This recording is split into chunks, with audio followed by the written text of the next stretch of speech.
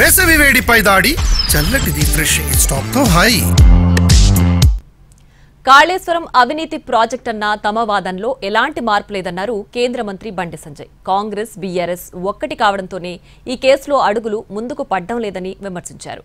BJP నేతలు ఇంకా కేసీఆరే ముఖ్యమంత్రి అని భావిస్తున్నారని కౌంటర్ ఇచ్చారు మాజీ మంత్రి గంగుల. కాళేశ్వరం అనేది అవినీతి ప్రాజెక్టు కేసీఆర్ కుటుంబానికి ఏటీఎంగా మారిందనేది జగమెరిగిన సత్యం, నగ్న సత్యం. కాళేశ్వరం విషయంలో మా స్టాండ్ అంతా కూడా ఇది పూర్తిగా అవినీతి అక్రమాలతో కూడుకున్నటువంటి ప్రాజెక్టు. బీఆర్ఎస్ కాంగ్రెస్ ఒకటే, ఒక నాణానికి బొమ్మ బొరుసు లాంటి వాళ్ళు. లోపాయకార ఒప్పందం ఇద్దరి మధ్య కుదిరింది. అందుకే కేసీఆర్ కుటుంబం మీద ఏం విచారణ పేరుతో కాలయాపన చేస్తుంది తప్ప ఎలాంటి చర్యలు తీసుకున్న దాఖలా లేవని చెప్పి అలా స్పష్టమవుతారు.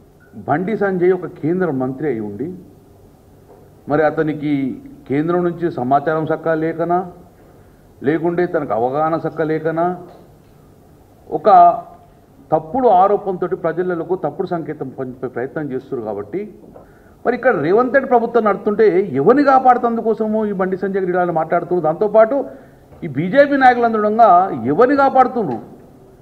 ఇంకా కూడా వాళ్ళకి భ్రమ ఉంది. మా ముఖ్యమంత్రి కేసీఆర్ అనుకుంటారు ఏంది. పొద్దున్న లేస్తే ప్రభుత్వాన్ని విమర్శించాలంటే మాకు కేసీఆర్ విమర్శిస్తున్నారు. ప్రభుత్వం ఈరోజు మారిపోయింది. కాంగ్రెస్ ప్రభుత్వం సోయి కూడా లేకుండా పోయింది.